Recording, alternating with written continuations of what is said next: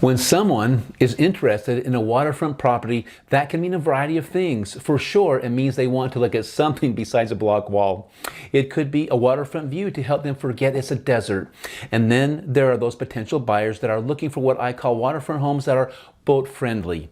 These homeowners want to walk out their back door one minute and be boating the next.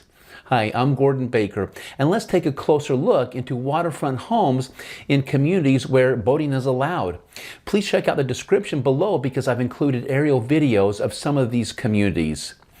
The first thing to know is that not all boat-friendly communities are created equal.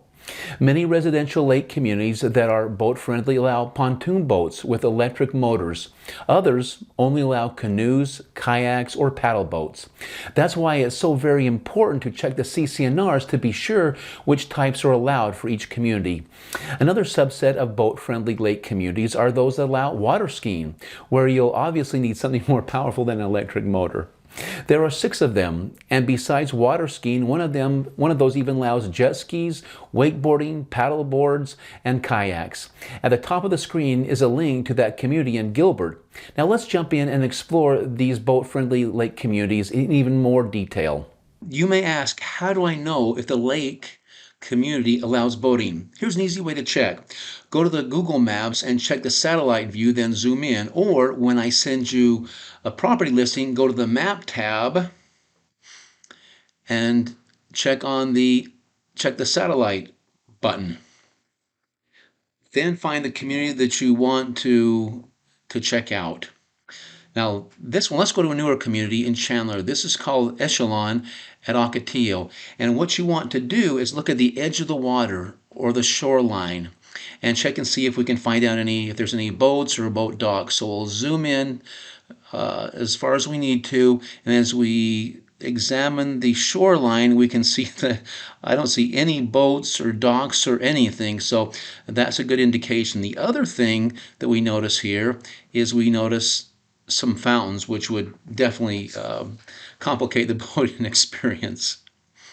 So let's check out another lake community. This one's a little bit further north, older community, lake community, and it's called Pecos Ranch. So we're going to do the same thing. We're going to examine the shoreline. Now on this one, we can see that it is not a smooth shoreline. There are something sticking out of boat docks, boats, and and again, as we zoom in, this is a great tool. We can zoom in and we can see that these might be canoes, paddle boats. So definitely they do allow boating.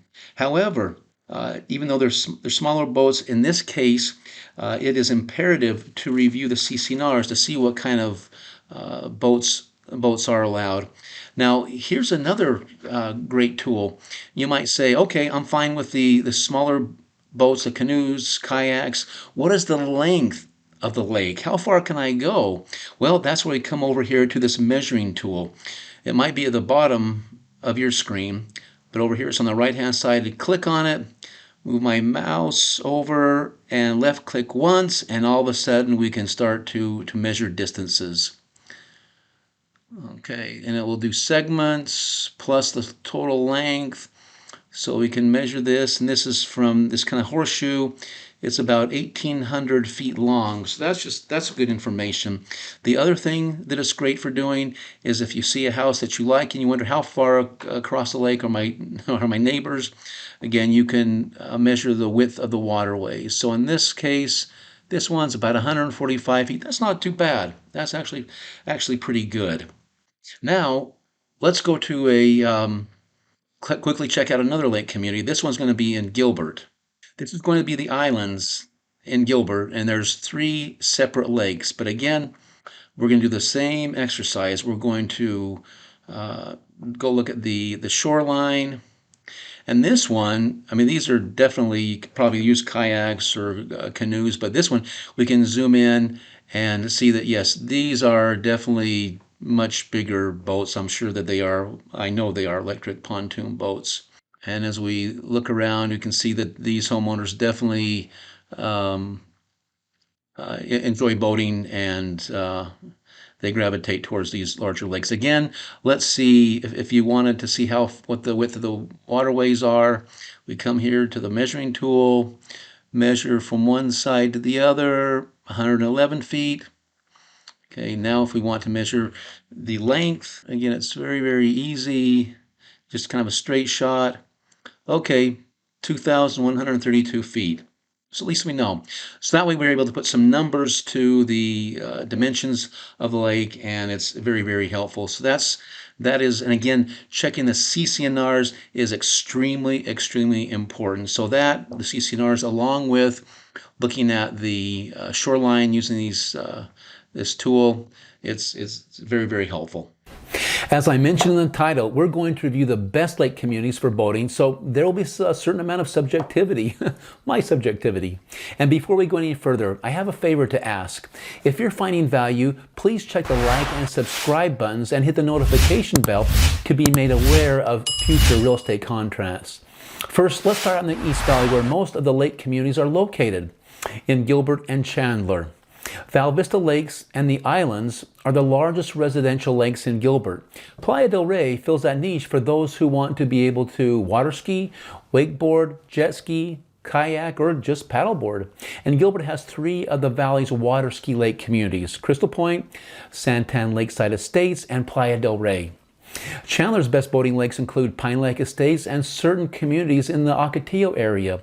Rounding out the East Valley boat-friendly lakes would include Dobson Ranch in Mesa, the lakes in Tempe, and Lakewood in Ahwatukee. Now, if you're looking for a waterfront community with a rural setting, Paradise Lake in Arizona City is a 48-acre lake that's over 1/2 mile long. In Scottsdale, you'll find Lake Serena, a 42-acre lake at Scottsdale Ranch. And heading to the west side, Glendale has the largest residential lake, Arrowhead Lakes, with approximately 130 acres of water, where 75% of the homes are waterfront. And further west is Desert Harbor, a 46-acre residential lake featuring a large open water area. And just 1 mile to the west in Sun City is Dawn Lake and Viewpoint Lake. Dawn Lake, with 37 acres, is unique in that besides cruising around in their electric pontoon boats, residents can swim, kayak, canoe, sail, and use a paddleboard. Further south is Garden Lakes, Avondale's first master plan community. As you review residential boating lakes, you'll notice differences in the length and width of the waterways, which can factor into the desirability of the lake community. Using the tools that I showed you will help confirm that boats are allowed and let you measure the dimensions of the lakes. And be sure to check out the CC&Rs to confirm which types of boats are allowed. And if you have any questions about a community I didn't mention, please reach out to me at 480-326-8571. Thank you.